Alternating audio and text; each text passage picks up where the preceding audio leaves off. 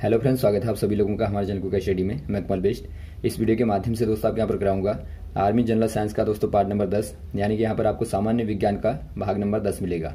इससे पहले दोस्तों आपको 9 भाग कराए जा चुके हैं। यदि आपने पिछले वाले भागों को ना देखा तो आप जरूर देख लें, ताकि यहाँ तक के क्वेश्चन आपके तैयार हो जाएं। और आज हम बात करेंगे दोस्तों पार्ट नंबर 10 में बायोलॉजी के महत्वपूर्ण क्वेश्चन दोस्तों, जो कि खासतौर पर बार बार पूछे जाते हैं जीव विज्ञान के क्वेश्चन। तो आराम से आप क्वेश्चनों को देखेंगे और कॉपी और पेन लेके दोस्तों आप लगातार क्वेश्चनों को हमेशा की तरह नोट करते रहेंगे। तो देखिए शुरू करते हैं। पहला क्वेश्चन देखता है दोस्तों आपको, टीकाकरण की शुरुआत किसने की, यानी कि आपको बताना है वैक्सीनेशन वाज स्टार्टेड बाय। दोस्तों यहाँ पर देखिए जो वैक्सीनेशन की शुरुआत हुई थी, वैक्सीनेशन यानी कि दोस्तों टीकाकरण की जो शुरुआत हुई थी, ये शुरुआत हुई थी दोस्तों 1796 से, और शुरुआत की थी एडवर्ड जेनर ने। तो यहाँ पर आप नोट कर लेंगे। इनको दोस्तों वैक्सीनोलॉजी के फाउंडर कहा जाता है, और इन्होंने जो खोज की थी वैक्सीन की, उसका नाम है स्मॉल पॉक्स वैक्सीन, यानी कि दोस्तों आप कहेंगे चेचक का दोस्तों टीका इन्होंने इन्वेंट किया था, यानी कि आविष्कार किया था। तो ऑप्शन नंबर कौन सा हो जाएगा? ऑप्शन नंबर आप सी वाले में टिक कर देंगे, एडवर्ड जेनर। अगला क्वेश्चन देखिए दोस्तों, प्रोटीन डैश से बने होते हैं, यानी कि आपको बताना है proteins are made up of. यहाँ पे देखिए दोस्तों प्रोटीन आप जानते होंगे हमारे शरीर में खासतौर पर न्यूट्रिएंट के तौर पर जो एलिमेंट होते हैं दोस्तों, प्रोटीन उनमें से महत्वपूर्ण एक न्यूट्रिएंट होता है। तो यहाँ पर आपको बताना प्रोटीन जो होते हैं ये किससे मिलके बने होते हैं। ये दोस्तों खासतौर पर यहाँ पर आप देखेंगे यदि प्रोटीन का आप स्ट्रक्चर देखें तो यहाँ पे एक सेंट्रल कार्बन होता है, ये आपका सेंट्रल कार्बन कहलाता है। इसके एक कोने पे दोस्तों यहाँ पे एक कोने पे ग्रुप होता है जिसको आप आर के तौर पर रिप्रेजेंट करेंगे हाइड्रोकार्बन का, और इसको आप कहते हैं दोस्तों साइड चेन। ये साइड चेन होती है। और यहाँ पर होता है दोस्तों कार्बोक्सिलिक ग्रुप, यहाँ पर होगा COOH, यानी COOH को आप क्या कहते हैं दोस्तों? कार्बोक्सिल ग्रुप कहते हैं। और यहाँ पे दोस्तों होता है एमिनो ग्रुप, HH कर देंगे यहाँ पर आप, ये कहलाता है एमिनो ग्रुप कहलाता है, और यहाँ पर आप एक H को जोड़ देंगे। तो यहाँ पर आप देखते हैं दोस्तों ये प्रोटीन है और ये आपका एमिनो एसिड कहलाता है, यानी आप कह देंगे दोस्तों जो आपके प्रोटीन होते हैं हमेशा ही एमिनो एसिड से मिलकर बने होते हैं, यानी कि एमिनो अम्लों से मिलकर बने होते हैं। तो यहाँ पर आप ऑप्शन नंबर सी वाले में टिक कर देंगे, एमिनो एसिड में। अगला क्वेश्चन देखिए दोस्तों, निम्न में विटामिन ए व विटामिन सी के लिए डैश सब्जी उपयुक्त स्रोत है, यानी कि आपको बताना है which of the vegetables have abundance of vitamin A and vitamin C. दोस्तों यहाँ पर देखिए विटामिन ए और विटामिन सी का आपको यहाँ पे बताना है दोस्तों कौन सा वाला सोर्स दोनों का होगा, कौन सी वाली सब्जी यहाँ पर, कौन सी वाली वेजिटेबल दोनों की दोस्तों सोर्स के तौर पर होगी। पहला आपको दिया है ब्रिंजल, दूसरा आपको दिया लेडी फिंगर, तीसरा आपको दिया पोटैटो, और फोर्थ वाला दिया है टोमेटो। यहाँ पर देखिए दोस्तों जो टोमेटो होता है, टोमेटो में दोस्तों खास तौर पर देखिए विटामिन ए होता है, विटामिन सी होता है, विटामिन के होता है, और साथ में दोस्तों पोटेशियम भी होता है। तो यहाँ पर आप कह देंगे दोस्तों ऑप्शन नंबर डी वाला, जो टोमेटो होता है वहां पर विटामिन ए और विटामिन सी दोनों ही पाए जाते हैं। तो ऑप्शन नंबर आप डी वाले में टिक कर देंगे। अगला क्वेश्चन देखिए दोस्तों, सोमैटोट्रोपिक हार्मोन से मानव शरीर की कौन से भाग की वृद्धि होती है, प्रभावित होती है, यानी कि आपको बताना है which of the following growth of human body affected by somatotropic hormone. यहाँ पर देखिए दोस्तों जो आपका सोमैटोट्रोपिक हार्मोन होता है इसको दोस्तों आप कहते हैं ग्रोथ हार्मोन, या फिर आप कहें दोस्तों ह्यूमन ग्रोथ हार्मोन, या शॉर्ट में आप कहते हैं GH, यानी ग्रोथ हार्मोन। तो यहाँ पर देखिए दोस्तों खास तौर पे क्या करता है, ग्रोथ के लिए दोस्तों कार्य करता है। ये खास तौर पे दोस्तों जो बोन होती हैं, यानी जो हड्डियां होती हैं दोस्तों, उनकी ग्रोथ करता है। ऑप्शन नंबर ए वाला हो जाएगा। और इसका जो सिक्रेशन होता है दोस्तों, सिक्रेशन यानी कि इसका जो प्रोडक्शन होता है एक प्रकार से ये पिट्यूटरी ग्लैंड के द्वारा होता है। आप कह देंगे पिट्यूटरी ग्लैंड, या फिर आप दोस्तों पीयूष ग्रंथि कह सकते हैं, जिसको आप मास्टर ग्रंथि भी ग्लैंड भी कहते हैं। तो यहाँ पर इसके द्वारा ही इसका सिक्रेशन होता है। तो ऑप्शन नंबर कौन सा हो जाएगा? ऑप्शन नंबर दोस्तों ए वाला हो जाएगा। ये आपका बोन्स की दोस्तों खासतौर पर ग्रोथ के लिए रिस्पॉन्सिबल होता है। अगला क्वेश्चन देखिए दोस्तों, निम्न में से कौन जीवाणुओं से मानव शरीर की रक्षा करता है, यानी आपको बताना है which of the following defence of the human body against bacteria. दोस्तों यहाँ पर देखिए जो बॉडी को डिफेंस करता है बैक्टीरिया के अगेंस्ट, यानी आप कह देंगे बैक्टीरिया के दोस्तों अगेंस्ट जो बॉडी को बॉडी को क्या करता है, डिफेंस करता है, यानी कि बचाता है, रक्षा करता है दोस्तों, वो क्या है, जीवाणुओं के खिलाफ। वो दोस्तों क्या है, इनमें से पहला आपको दिया हीमोग्लोबिन, दूसरा आपको दिया है फैगोसाइट, तीसरा आपको दिया रेड ब्लड सेल, चौथा आपको दिया ब्लड प्लेटलेट्स। यहाँ पर हो जाएगा दोस्तों फैगोसाइट। यहाँ पर देखिए दोस्तों, जो फैगोसाइट होते हैं, फैगोसाइट्स होते हैं दोस्तों, एक प्रकार के टाइप ऑफ सेल होते हैं, यानी कि एक प्रकार से दोस्तों कोशिकाओं का एक प्रकार होता है, यानी कि एक प्रकार से फैगोसाइट क्या होती हैं, कोशिकाएं होती हैं दोस्तों, सेल्स होती हैं, जो क्या करती हैं, ये खास तौर पे दोस्तों जो बाहर वाले एलिमेंट होते हैं, यानी कि जो फॉरेन एलिमेंट होते हैं दोस्तों, जैसे कि आप कह सकते हैं कार्बन है या बैक्टीरिया है या डस्ट पार्टिकल हैं दोस्तों, या और भी बहुत सारे यहाँ पे बाहर के पार्टिकल हैं, उनको दोस्तों डाइजेस्ट करती है, यानी कि उनका डाइजेशन करती है, या फिर दोस्तों उनको क्या करती है, उनको इंजेस्ट करती है, यानी कि एक प्रकार से उनको दोस्तों निगल जाती है। तो यहाँ पर आप कह देंगे जो आपके फैगोसाइट्स होते हैं दोस्तों, ये बैक्टीरिया से हमारे शरीर की रक्षा करते हैं। ऑप्शन नंबर बी वाला फैगोसाइट्स। अगला क्वेश्चन देखिए दोस्तों, निम्न में से कौन सा हार्मोन रक्तदाब को नियंत्रित करता है, यानी कि आपको बताना है which of the following hormones controlled blood pressure. थोड़ा सा यहाँ पर देखिए दोस्तों, आप ध्यानपूर्वक देखेंगे, जो ब्लड प्रेशर होता है, ब्लड प्रेशर यानी कि दोस्तों रक्तदाब जो होता है, रक्तदाब को कौन सा वाला हार्मोन आपको बताना है कंट्रोल करता है। यहाँ पर देखिए दोस्तों, मुख्यतः रक्तदाब में दो प्रकार के हार्मोन आते हैं कार्य में। एक आता है दोस्तों आपका रेनिन जो होता है दोस्तों, दो प्रकार के हार्मोन को कंट्रोल करता है, जिनमें से आपका एक होता है एंजियोटेंसाइन कहते हैं आप इसको, दूसरा आपका होता है एल्डोस्टेरोन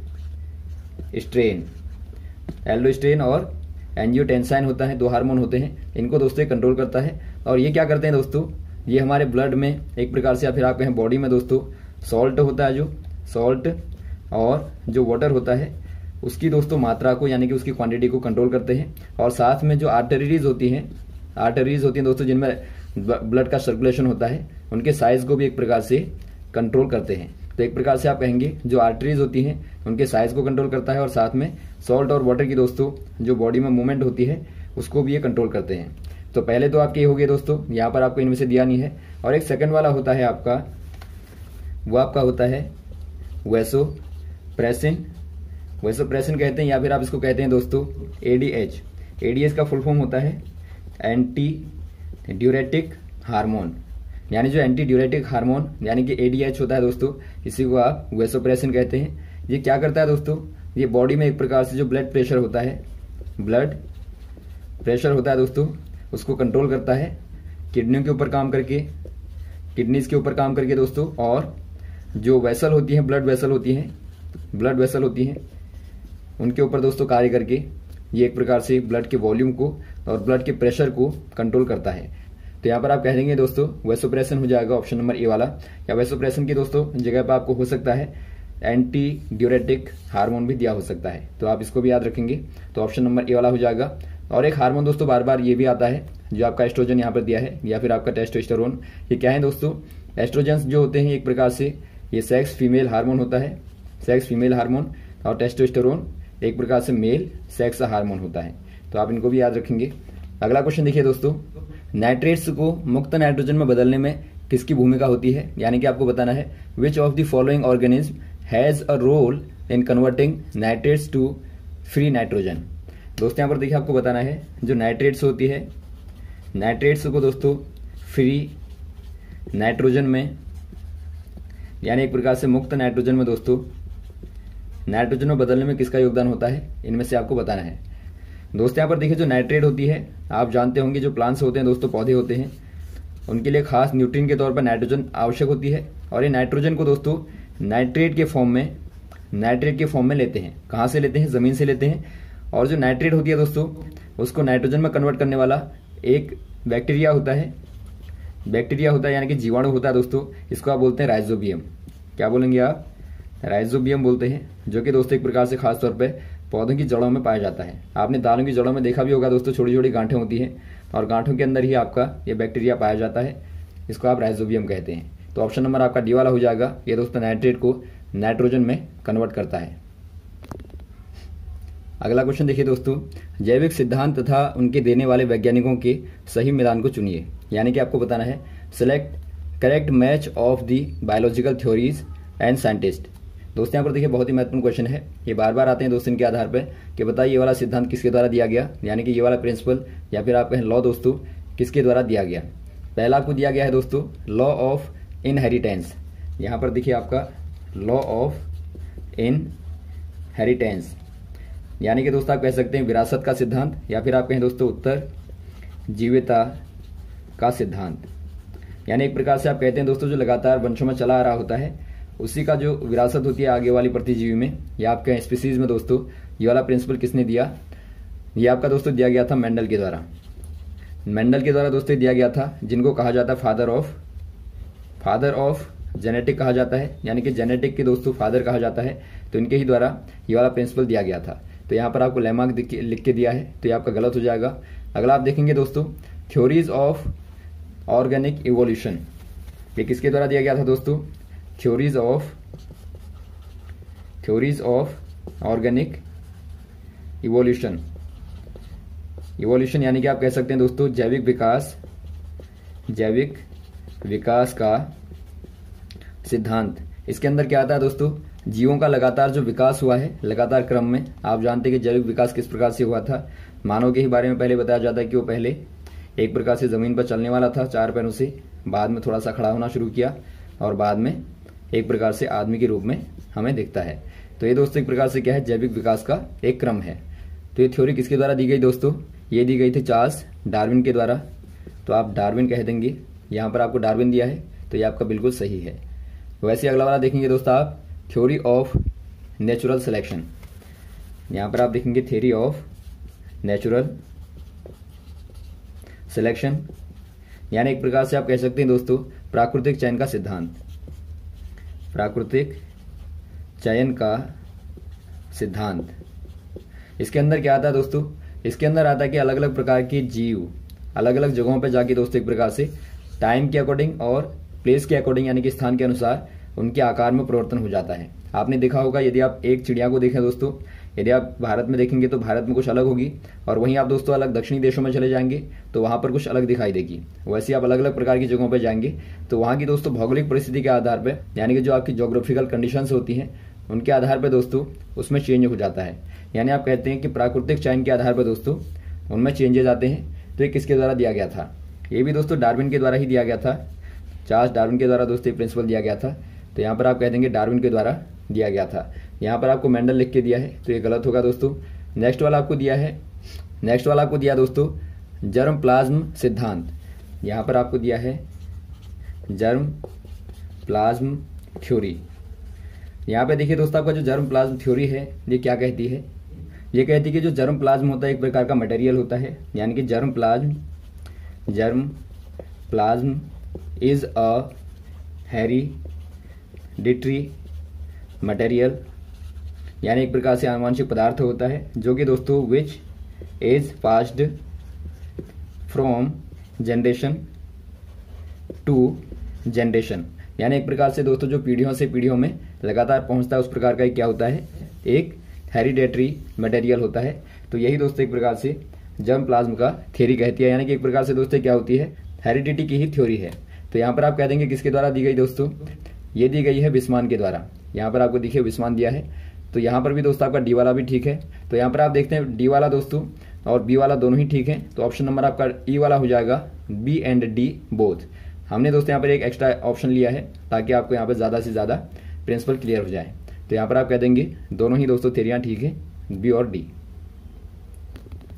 अगला क्वेश्चन देखिए दोस्तों, प्रतिजैवी का निम्न एक कार्य होता है, यानी आपको बताना है which one of the function of antigen. दोस्तों यहाँ पर देखिए हमारे ब्लड में 2 प्रकार के एलिमेंट्स होते हैं जिनको आप एंटीजन और एंटीबॉडी कहते हैं दोस्तों। अब देखिए दोनों के कार्य क्या होते हैं। जो एंटीजन होते हैं दोस्तों ये क्या करते हैं, it is a disease agent, यानी डिजीज एजेंट के तौर पर दोस्तों आप कह सकते हैं वायरस, या फिर आप कह सकते हैं बैक्टीरिया, या फिर आप कह सकते हैं फंगी, या फिर दोस्तों आप कह सकते हैं कोई chemical extra that the body needs to remove, यानी दोस्तों ऐसे वाले एजेंट होते हैं जिनको बॉडी चाहती है कि बाहर निकाले, यानी कि बॉडी जिनको दोस्तों रिलीज करना चाहती है, बाहर निकालना चाहती है, इस प्रकार की डिजीज एजेंट दोस्तों एंटीजन कहलाते हैं। और आपका एंटीबॉडी जो होते हैं दोस्तों, एंटीबॉडी क्या होते हैं? एंटीबॉडी दोस्तों प्रोटीन होते हैं। इट इज आप कहेंगे it is a protein. Protein होता है दोस्तों दैट बाइंड विद एंटीजन, यानी दोस्तों एक प्रकार से जो एंटीबॉडी होती है एंटीजन के साथ बाइंड होने वाला प्रोटीन होता है। यहाँ पर देखिए दोस्तों, माना एंटीजन कोई आपके पास में आपकी बॉडी में इस प्रकार का है, और यहाँ पे जो एंटीबॉडी होगी दोस्तों वो कुछ इस प्रकार से होगी, और ये आपस में बाइंड होने के बाद में क्या हो जाएंगे दोस्तों? बाइंड होने के बाद में जो एंटीजन का प्रभाव होगा, यानी कि जो एंटीजन का दोस्तों रिएक्शन होगी वो समाप्त हो जाएगी, यानी यहाँ पर कंबाइन होने के बाद में दोस्तों इनका प्रभाव जीरो हो जाएगा। वैसे आप देखें, माना आपके पास में बॉडी में इस प्रकार का कोई एंटीजन है, तो आप यदि इस प्रकार की दोस्तों एंटीबॉडी को भेजते हैं तो वहाँ पे क्या हो जाएगा? ये कंबाइन होने के बाद में दोस्तों प्रभावहीन हो जाएगा। तो इसी प्रकार आप कह सकते हैं दोस्तों, यह एक प्रकार से क्या होते हैं? डिजीज एजेंट होते हैं, और ये दोस्तों क्या होते हैं? उनको लॉक करने वाले होते हैं, यानी एक प्रकार से आप देखते हैं यहाँ पे की और लॉक वाला यहाँ प्रिंसिपल लगता है। और वैसे दोस्तों आप वायरस के तौर पे आपने देखा होगा, कोविड के तौर पे भी आपने पढ़ा होगा, जो कोविड का स्ट्रक्चर था उसके आधार पर ही क्या बनाया गया? एक प्रोटीन बनाया गया दोस्तों, जो क्या करेगा? उसको कवर कर देगा, यानी वहां पर बिल्कुल सेम केस आता है। मान लीजिए आपका प्रोटीन का यहाँ पे शेप इस प्रकार का है, तो आपको इस प्रकार का दोस्तों एक प्रोटीन बनाना पड़ेगा, यानी एंटीबॉडी बनानी पड़ेगी, जो कंबाइन होने के बाद में इसको क्या कर देगी? ढक देगी, और वहां पे दोस्तों इसका प्रभाव शून्य हो जाएगा। तो यही प्रिंसिपल दोस्तों यहाँ पर लगता है एंटीजन और एंटीबॉडी में। तो यहाँ पर आप कह देंगे दोस्तों, जो एंटीजन होते हैं क्या करते हैं? एक प्रकार से दोस्तों जो हमारा इम्यून सिस्टम होता है, ये दोस्तों हमारे इम्यून सिस्टम को क्या करते हैं? ट्रिगर करते हैं, यानी कि प्रतिरक्षा तंत्र को दोस्तों उत्तेजित करते हैं। तो ऑप्शन नंबर बी वाला हो जाएगा दोस्तों, ट्रिगर्स द इम्यून सिस्टम, यानी कि प्रतिरक्षा तंत्र को उत्तेजित करना। और जो एंटीबॉडी बनती है दोस्तों, उनका निर्माण भी इम्यून सिस्टम के द्वारा ही होता है। अगला क्वेश्चन देखिए दोस्तों, निम्न में किस प्रक्रिया में CO2 उत्पन्न नहीं होती है? यानी कि आपको बताना है which of the following process that does not involve CO2। यहाँ पर देखिए दोस्तों कौन सा वाला यहाँ पर रिएक्शन है जहाँ पर CO2 इवॉल्व नहीं होगी, यानी कार्बन डाइऑक्साइड नहीं निकलेगी। पहला आपको दिया है दोस्तों कंबस्टन, यानी दहन दिया है। यदि आप कंबस्टन में देखें दोस्तों, माना आप कोल को ले लें और यहाँ पर आप इसको जलाएं, यानी आप इसको दोस्तों बर्न कर दें, तो क्या बनेगा दोस्तों? कोल का आप कार्बन के तौर पर फॉर्मूला लेंगे, और बर्न करने के लिए दोस्तों आपको O2 चाहिए, तो यहाँ पर आपको मिलता है CO2 और हीट, यानी आप कहेंगे दोस्तों यहाँ पर आपको CO2 इवॉल्व होती है, तो ये वाला तो होगा नहीं आपका। सेकंड वाला आपको दिया रेस्पिरेशन। रेस्पिरेशन यानी कि आप रिएक्शन को लिखते रहेंगे दोस्तों, बहुत ज़्यादा बार आपको पूछा जाता है। रेस्पिरेशन जो होता है दोस्तों, यानी कि श्वसन जो होता है, श्वसन में दोस्तों आप जानते हैं क्या होता है? श्वसन के बाद दोस्तों हमारा जो ऑक्सीजन होता है लंग्स में जाने के बाद में हार्ट में जाता है, और हार्ट से दोस्तों ब्लड में मिलता है, और ब्लड में मिलने के बाद में वहां पर जो ग्लूकोज होता है, यानी कि C6H12O6 होता है दोस्तों, एनर्जी के तौर पर जो हमारा स्टोर होता है सेल्स में। तो ये दोस्तों क्या होता है? डिकम्पोज होता है, यानी कि डिकम्पोजिशन आप कहेंगे डिकम्पोजिशन ऑफ ग्लूकोज। जब आप O2 की रिएक्शन कराएंगे तो यहाँ पर दोस्तों क्या बनता है? यहाँ पर एनर्जी रिलीज होती है, और साथ में दोस्तों CO2 निकलती है, यानी आप कहेंगे दोस्तों डीऑक्सीडेशन होता है, तो यहाँ पर CO2 निकलती है, यानी यहाँ भी दोस्तों आपकी CO2 रिलीज होती है। वैसे आप देखेंगे दोस्तों फर्मेंटेशन, यानी कि किण्वन जो होता है, यदि आप फर्मेंटेशन की रिएक्शन को देखें दोस्तों, फर्मेंटेशन यानी किण्वन जो होता है, यहाँ पे क्या होता है दोस्तों? यहाँ पर आप जानते होंगे जो सुक्रोज होती है, यानी शुगर के तौर पर आप लेते हैं, सुक्रोज को ले लें माना। सुक्रोज जो होती है दोस्तों, यानी कि C12H22O11 होती है। यहाँ पर आप एक यूज करते हैं दोस्तों एक प्रकार का एंजाइम। एंजाइम क्या करते हैं दोस्तों? रिएक्शन को तेज करते हैं। तो एंजाइम यहाँ पे होता है दोस्तों पहला वाला इनवर्टेज, आप नोट कर लेंगे। इनवर्टेज जो होता है दोस्तों, ये क्या करता है? ये सुक्रोज को चेंज कर देता है ग्लूकोज में, यानी कि C6H12O6 में, और फ्रुक्टोज में। इसका भी दोस्तों सेम मॉलिक्यूलर फॉर्मूला होता है, 12O6 हो जाएगा। इनका दोस्तों अलग अलग स्ट्रक्चर होता है, लेकिन मॉलिक्यूलर फॉर्मूला दोनों का सेम होता है, ग्लूकोज और फ्रक्टोज का। तो यहाँ पर देखिए दोस्तों, यहाँ पर आने के बाद में आप ग्लूकोज की रिएक्शन करा देंगे। यहाँ पर एक एंजाइम और आता है, इस एंजाइम का नाम दोस्तों आप बोलते हैं जाइमेज। जाइमेज एंजाइम होता है दोस्तों, जो क्या करता है? ग्लूकोज को कन्वर्ट कर देता है। यहाँ पर आप लिखेंगे ग्लूकोज को दोस्तों, यानी C6H12O6 को कन्वर्ट कर देता है यहाँ पे एथिल अल्कोहल में, C2H5OH में, और कार्बन डाइऑक्साइड दोस्तों यहाँ भी निकल जाती है। यानी यहाँ पर आप देखते हैं एथिल अल्कोहल बन गया दोस्तों, यानी अल्कोहल का निर्माण हो गया, और साथ में दोस्तों कार्बन डाइऑक्साइड निकलती है, यानी यहाँ भी दोस्तों CO2 इवॉल्व होती है। तो आपका फाइनल बचा दोस्तों फोटोसिंथेसिस यानी कि प्रकाश संश्लेषण बचता है। तो यहाँ पर आप रिएक्शन करेंगे। आप जानते हैं जो प्रकाश संश्लेषण होता है पौधों में दोस्तों, भोजन बनाने की प्रक्रिया होती है सूर्य के प्रकाश में। यहाँ पर दोस्तों मुख्यतः क्या क्या चाहिए, जल चाहिए H2O और कार्बन डाइऑक्साइड चाहिए, और चाहिए होता है क्लोरोफिल होता है, और दोस्तों सनलाइट चाहिए होती है। अब यहाँ पर देखिए दोस्तों, आप देखते हैं कि CO2 यहाँ पे रिएक्शन कर रहा है, और रिएक्शन करने के बाद में क्या बनता है दोस्तों, स्टार्च बनता है, यानी एक प्रकार से ऊर्जा बनती है दोस्तों, एनर्जी बनती है, और साथ में O2 बाद में दोस्तों निकलती है। तो यहाँ पर दोस्तों आप देखते हैं कार्बन डाइऑक्साइड ना निकल के O2 निकलती है, यानी कि ऑक्सीजन दोस्तों निकलती है। तो ऑप्शन नंबर आप डी वाले में टिक कर देंगे। फोटोसिंथेसिस में दोस्तों कार्बन डाइऑक्साइड इवॉल्व नहीं होती, ऑप्शन नंबर डी वाला।